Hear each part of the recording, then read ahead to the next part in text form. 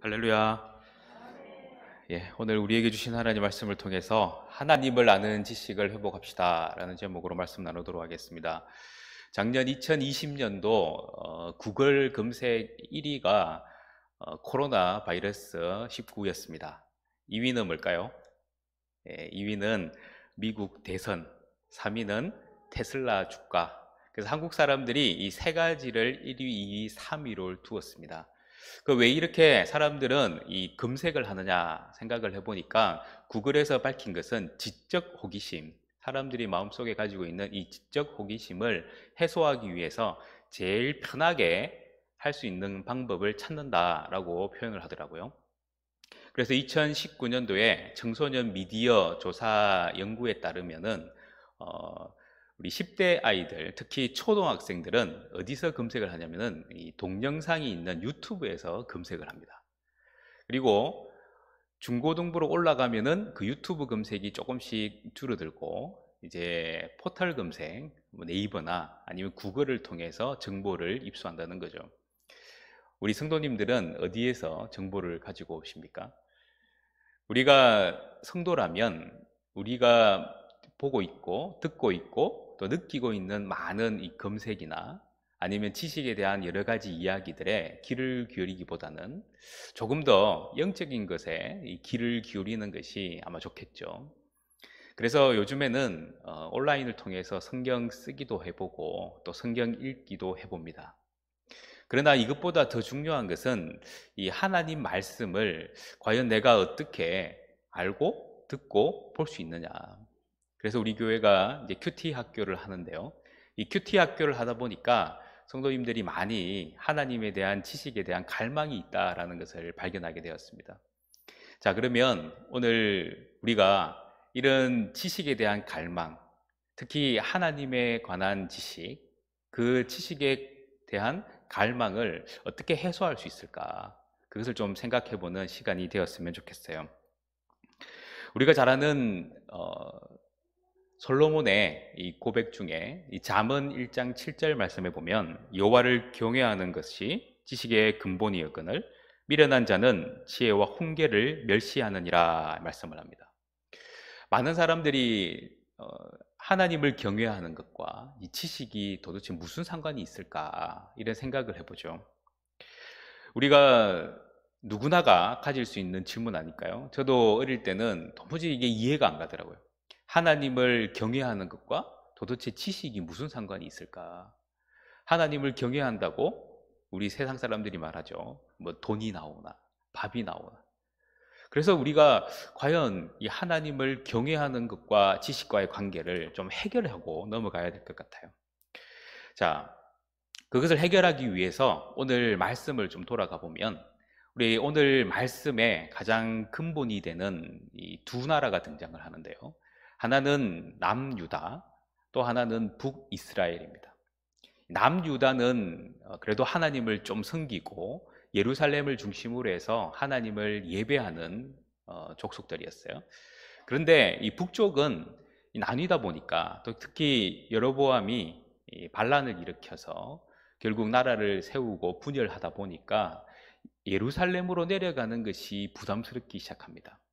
그래서 결국 그들은 이 단과 베델에다가 금송아지를 이제 금송아지 신상을 두고 거기서 하나님이다라면서 예배를 드리도록 했어요.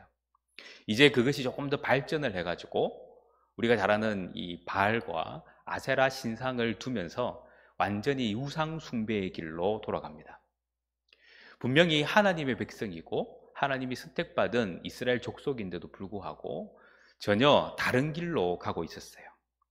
결국 하나님은 많은 선지자들을 통해서 그들이 올바르지 않다라는 것을 강조하시고 내가 너희들을 징계하겠다라고 말씀하시고 급기야는 너희들이 멸망당할 것이다 라는 말도 하셨습니다. 그런데 그들은 세상을 보니까 멸망할 기미가 전혀 보이지 않아요. 이렇게 살면은 최고로 행복한 것 같고 이렇게 살아도 아무 문제가 없는데 왜 자꾸 이 선지자들은 나와가지고 멸망한다고 겁만 주느냐. 그게 자기들에게는 이 내성이 생겨서 더 이상 긴장도 하지 않고 두려워하지도 않았습니다. 결국 호세아가 등장하는 이 시기 때는 이제 최고로 행복할 것 같은 시기였어요. 그리고 호세아가 끝나는 그 순간부터 이제 아주 심각한 위기가 오기 시작하는데, 그 무렵이 바로 오늘 말씀의 배경이 됩니다. 호세아는 이러한 이스라엘 백성들을 향해서 아주 중요한 메시지를 하나 남기는데요. 호세아 4장 6절에 보면 이렇게 말합니다. 내 백성이 지식이 없으므로 망하는도다. 네가 지식을 버렸으니 나도 너를 버려 내 제사장이 되지 못하게 할 것이요, 네가 내 하나님의 율법을 잊었으니 나도 내 자녀들을 잊어버리리라 말씀합니다. 여기 보니까 백성들이 지식이 없기 때문에 망했다라고 말씀하고 있어요. 여기서 보니까 분명히 이스라엘 백성들이 하지 않았던, 선지자들로부터 야단을 먹었던 가장 큰 이유는 하나님을 제대로 예배하지 않고 하나님이라고 자기들이 만들어 놓은 신상을 경배하고 예배했던 겁니다. 예배가 무너진 거죠. 그들의 관점이 하나님이라고 생각은 변함없었어요. 그렇지만 그들은 하나님이라고 말은 해놓고 우상을 숭배하고 있었다는 거죠. 그런데 호세아는 이 모든 행위들을 뭐라고 표현하냐면 지식이 없다라고 표현합니다. 그러니까 하나님을 경외하는데, 하나님을 예배하는데, 하나님을 두렵고 떨림으로 섬기는데, 그것이 내 생각으로 하나님을 섬기는 그 순간, 그것은 지식이 없는 겁니다. 그래서 하나님을 제대로 경외하는 것이 지식의 근본이 되는 거죠. 그래서 우리는 하나님을 내가 제대로 예배하고 있으면 여러분들은 이 세상에서 가장 소중한 지식을 갖는 겁니다. 내가 일자무식이라도, 내가 가지고 있는 학벌이 별로 없어도 아무 상관없어요. 하나님이 나를 보실 때에 내 학위가 무엇인가를 보는 게 아니라 내가 정말 하나님을 경외하고 있는가, 내가 정말 하나님을 제대로 알고 있는가를 보신다는 겁니다. 그래서 우리는 하나님을 아는 지식이 얼마나 중요한가를 이 호세아 말씀을 통해서 배우게 됩니다. 지식이라는 단어 우리가 잘 아시잖아요. 야다라는 단어에서 나왔어요. 야다는 알다, 부부가 이 동침을 하면서 알게 되는 그런 상황을 설명합니다. 그래서 하나님에 대한 지식을 이야기할 때는 하나님을 만나는 것에서 머물지 않고 하나님과 관계를 맺어가면서 하나님을 더욱더 깊이 알아가는 것, 그리고 그분과 교제를 끊이지 않는 것, 그것이 바로 하나님을 향하는 지식이고 하나님을 아는 지식이라는 거예요. 이 곳에는 가장 중요한 단어가 들어가야 됩니다. 바로 체험입니다. 하나님을 머리로 느끼는 게 아니고 가슴으로 느끼고요, 아니 더 나아가서 몸으로 느낄 수 있어야 하는 거예요. 체험신앙이 잘못된 게 아니라 체험신앙은 바로 하나님의 말씀 안에서 가장 완전할 수 있는 방법입니다. 그래서 우리는 하나님 말씀을 몸으로 믿고 몸으로 느끼셔야 돼요. 찬양을 할 때도 몸으로, 마음으로 같이 찬양을 해야 되는데 그냥 머리로만 찬양하는 건 올바르지 않습니다. 기도도 마찬가지입니다. 성경을 읽을 때도 마찬가지예요. 그래서 우리 큐티할 때 성경을 입으로 읽으라고 하잖아요. 결국 내가 하나님을 몸으로 경험하는 그 순간 우리의 지식은 아주 구체적으로 내 삶 가운데 역사를 한다는 사실입니다. 다윗은 아주 훌륭한 분 아닙니까? 이 다윗이 고백을 했어요. 시편 34편 8절 말씀에 너희는 여호와의 선하심을 맛보아 알지어다. 그에게 피하는 자는 복이 있도다. 하나님을 어떻게 하라고요? 맛보고 알아라고 이야기를 합니다. 맛을 본다는 것, 안다는 것, 이 두 가지는 그죠? 경험을 통해서 누릴 수 있는 유일한 방법이에요.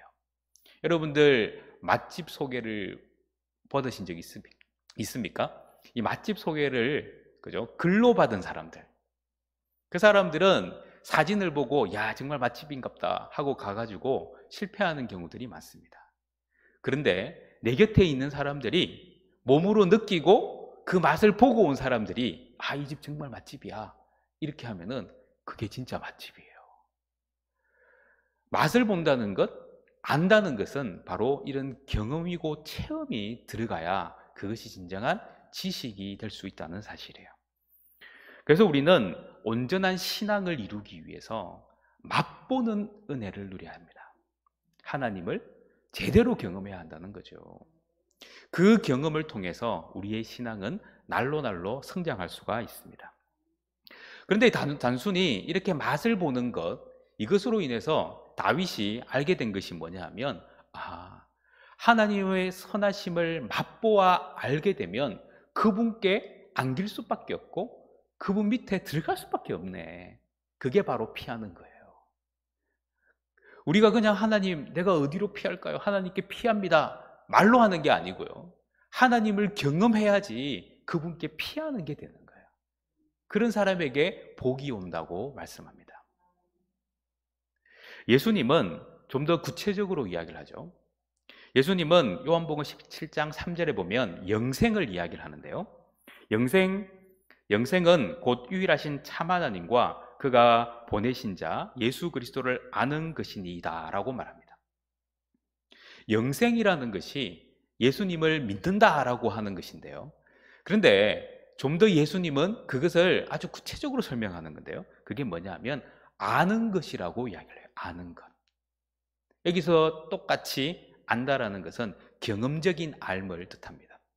그래서 우리는 경험으로 주님을 좀 알아가야 진정한 구원 영생을 얻을 수 있는 은혜가 온다는 거예요.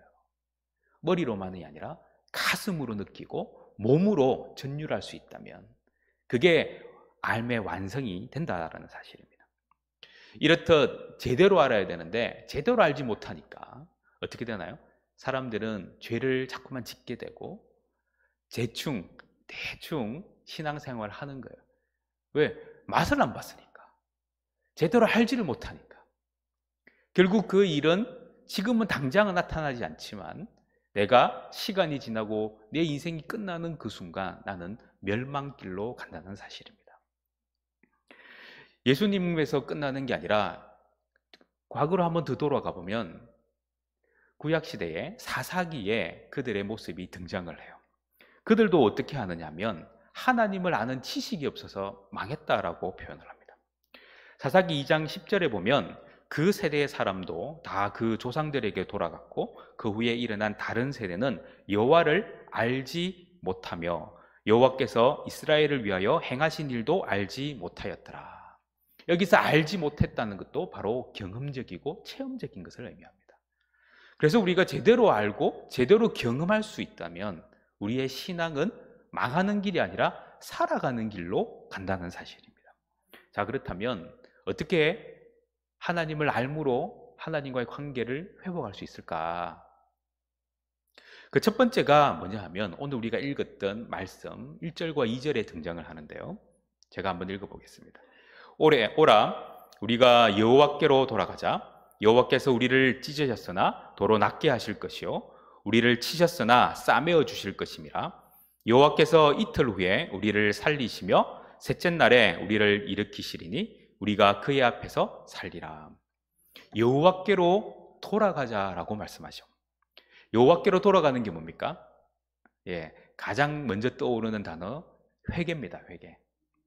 회개를 하는 것, 이게 바로 하나님께로 돌아가는 회복의 길이라는 거예요. 아무리 힘들고 어려워도 하나님과의 관계 속에서 내 죄가 막혀 있으면 내가 아무리 기도해도 응답이 되지 않아요. 그때 막힌 담을 허무는 것, 바로 회개입니다. 내가 너무 하나님과의 관계에서 멀어져 있어요. 그때에 내가 아무리 기도해도 되돌릴 수 없어요. 그러나 되돌릴 수 있는 것, 그것은 바로 회개입니다. 회개는 나의 인생을 하나님께로 돌이키게 만드는 거예요. 그런데 여기서 끝나는 게 아니라 또 한 가지가 있어요. 그것은 바로 하나님을 알기 위해서 몸부림을 치는 거예요. 3절 말씀에 보면 그러므로 우리가 여호와를 알자 힘써 여호와를 알자. 그의 나타나심은 새벽빛같이 어김없나니 비와 같이 땅을 적시는 늦은 비와 같이 우리에게 임하시리라 하니라. 여기 말씀해 보니까 하나님을 아는데 힘써 알라라고 합니다. 힘써 알라라는 것은 그냥 단순히 한번 알고 끝나는 게 아니라 계속해서 알아간다는 의미가 들어있어요. 오늘 알았으면 내일 알 필요 없는 게 아니라 어제도 하나님을 알기 위해서 몸부림을 치고 오늘도 하나님 알기 위해서 몸부림을 치고 내일도 하나님 알기 위해서 몸부림치는 것. 이게 바로 하나님을 힘써 알아가는 거예요. 이렇게 하나님을 힘써 알아가면 우리 하나님은 어떻게 우리 가운데 나타나시느냐 보니까 새벽빛같이 항상 24시간 이후에 뜨는, 그죠? 매일마다 뜨는 해와 같이 우리에게 비추시고요. 또 늦은 비와 같이 추수할 곡식 앞에 내리는 비와 같이 곡식을 여물게 하는 풍성한 비와 같이 우리에게 임해 주신다고 말씀해 주셨습니다. 그래서 우리는 하나님을 알기 위해서 몸부림을 치는 그 순간 우리 하나님은 얼마나 큰 은혜를 준비하셔서 우리에게 계속해서 하나님을 알 수 있도록, 아니 다윗이 고백한 것처럼 그 선하심을 맛보아 알지어다 했는데 그 선하심이 얼마나 달고 오묘한지 계속해서 맛보게끔 하는 것, 그게 바로 하나님이 우리에게 말씀하시는 거예요. 자, 이렇듯 우리에게 하나님은 그냥 우리를 내버려 두시지 않고요, 계속해서 알라라고 하시고 그 알을 유지할 수 있도록 장치를 마련해 놓고 우리를 기다리고 계신다는 겁니다. 하나님을 알기 위해서 우리가 몸부림을 치면 이제 성령께서 우리에게 임하셔서 우리에게 하나님을 알 수 있는 놀라운 지혜와 능력을 허락해 주세요. 그것이 바로 하나님을 제대로 알 수 있는 통로가 된다는 사실입니다. 그래서 여러분들 성령 충만이 왜 필요할까요? 세상에서 이기기 위함입니다. 승리하기 위함입니다. 그런데 본질적인 것은 성령을 의지하면 내가 예수님을 내 곁에 두는 것처럼 바로 또 다른 보혜사로 나의 인생을 이끌어 가시도록 내 곁에 두는 것처럼 할 수 있다는 겁니다.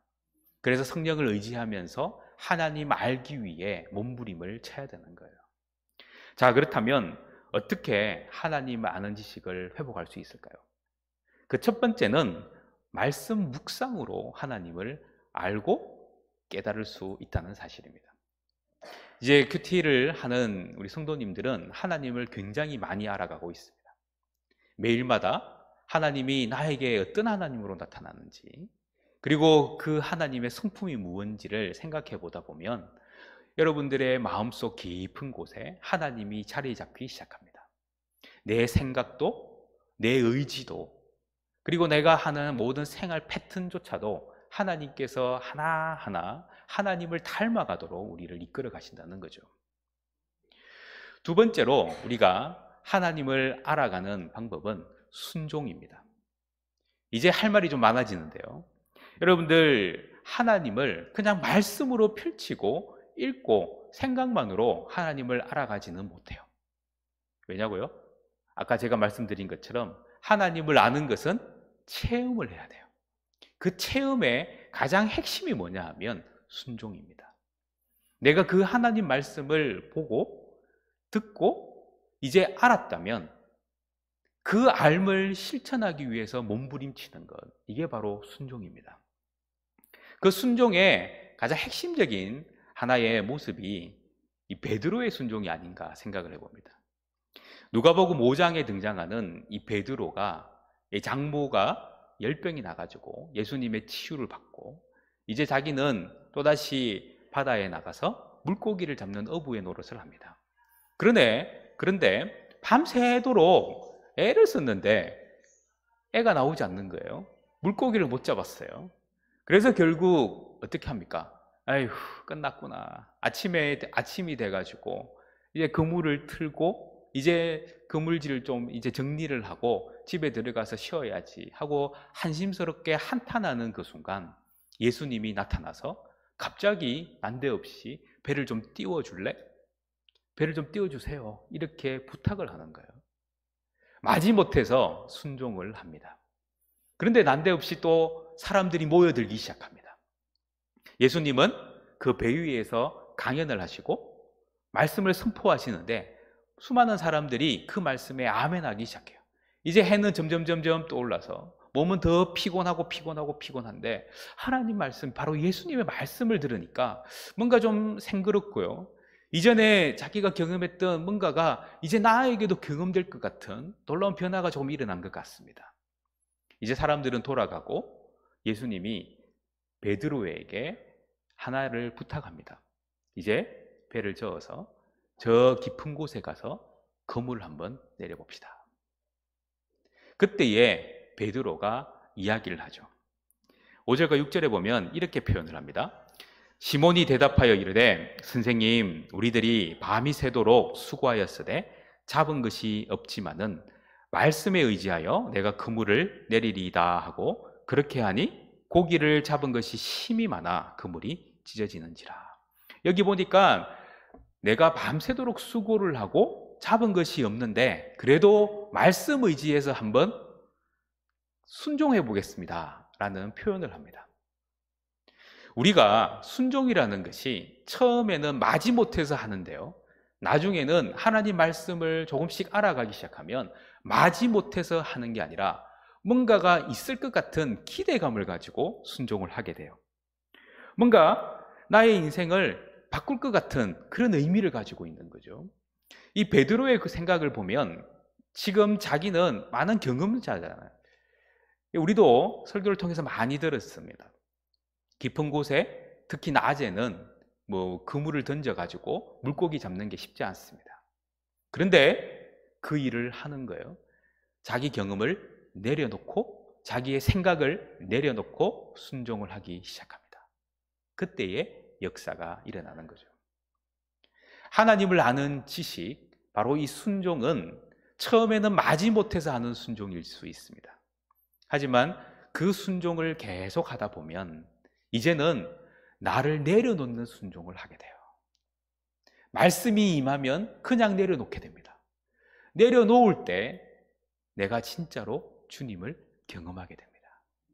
내려놓을 때 그 순종이 정말 고귀한 순종이 된다는 사실입니다. 그래서 이런 순종을 통해서 우리는 하나님을 알아가게 되는데요, 이 순종에서 끝나면 또 안타까운 게 있어요. 하나님을 아는 진정한 또 회복은 순종을 또 뛰어넘어서 이제 기도를 하고 그 기도의 응답을 받는 과정 속에서 우리는 하나님을 알 수가 있습니다. 이게 얼마나 큰 은혜인지 몰라요. 하나님을 우리가 믿음으로 아버지로 삼고 예수님의 이름으로 기도를 하면 다 받는데요, 여러분들 모든 기도에 응답받고 있습니까? 이제 우리는 아멘이라는 소리가 쑥 들어가요. 왜냐하면 아멘이 잘 안 되는 거예요. 부담스러워요.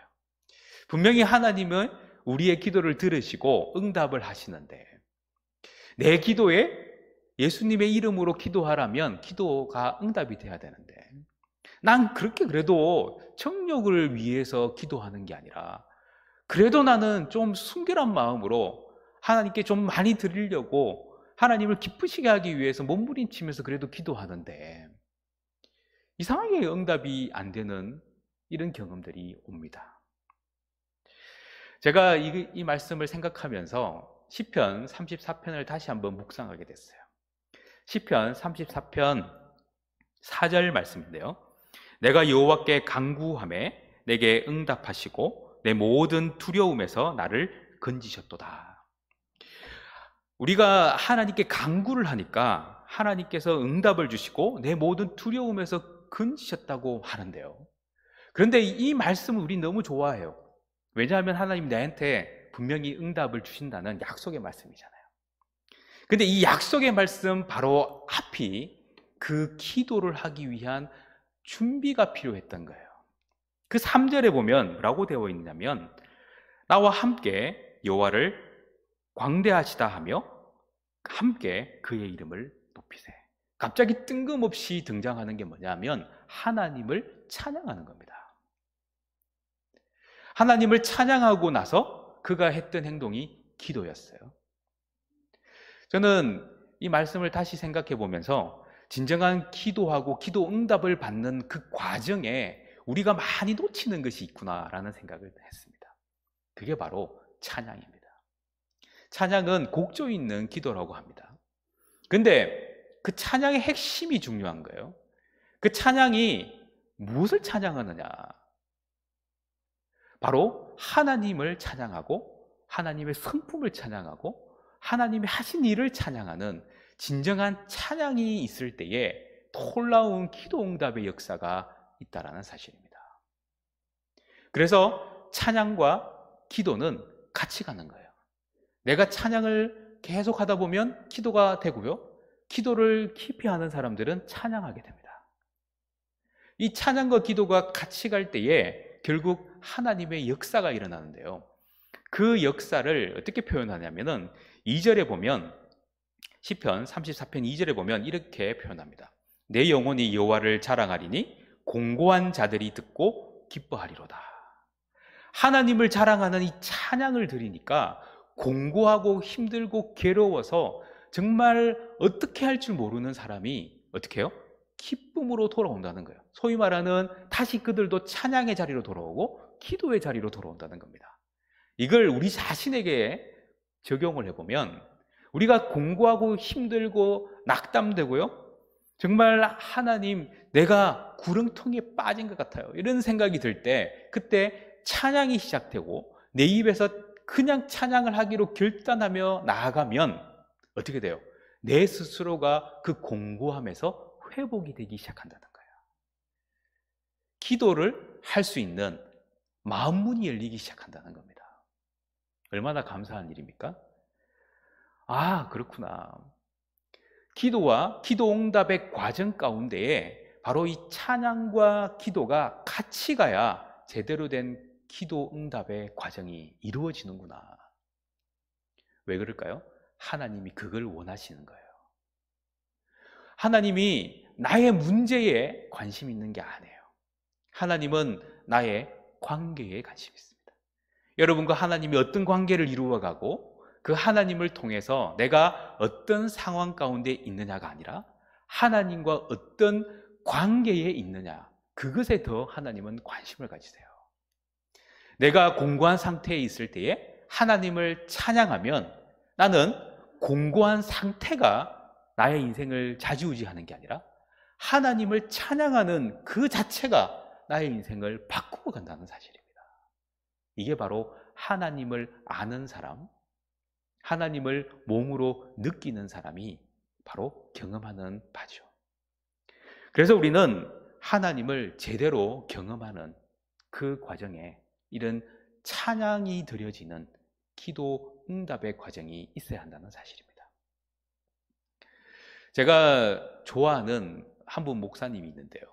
요즘에 여러분들도 많이 아실 거예요. CTS에서 유명한 이 브라이언 박 목사님. 이분의 간증을 한번 들어보시면 참 대단하다는 느낌이 들어요. 아시죠? 예. 이분은 그죠? 소위 말하는 아메리카 드림을 이룬 사람이에요. 그가 중3 때 미국으로 가서 그죠? 열심히 공부를 해가지고 유수한 대학에 들어가고 UCL에 그 다음에 이제 월스트리트 가서 거기서 어느 증권회사에 부사장까지 오르면서 소위 말하는 수십억 대의 연봉을 받는 그런 사람이었어요. 그런데 그가 자동차에서 예수님을 만납니다. 한없이 눈물을 토하며 정말 난데없는 눈물을 흘리며 가슴 속에 예수님이 쑥 들어오기 시작하면서 그는 모든 것을 내려놓고 플러신학교에 입학을 하며 목사가 되어 이제 지금 방송 설교와 또 기도의 역사를 이루어가는 목사로 변신을 하게 되죠. 그러면서 자기를 표현하는 그 표현이 금방 자막에 나와 있는 그런 표현이에요. 돈 많고 세상에서 성공한 쓰레기. 자기를 그렇게 보게 된 거예요. 베드로가 예수님과 함께 하면서 깊은 곳에 가서 그물을 내려 물고기를 잡으라고 했을 때에 물고기를 잡고 그가 했던 행동이 뭔지 아세요? 주여, 나를 떠나소서. 나는 죄인입니다. 예수님을 깊이 만난 사람이 바로 예수님을 제대로 알고 그분께 무릎 꿇는 사람이라는 겁니다.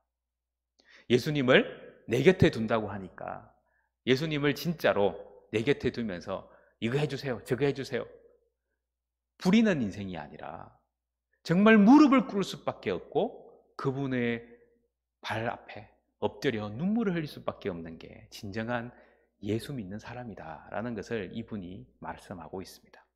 그래서 그는 항상 우리가 우리의 죄를 인정하고 하나님께 항복하고 회개하는 게 기도 응답을 받고 회복하는 길이다라는 것을 가르치고 있어요.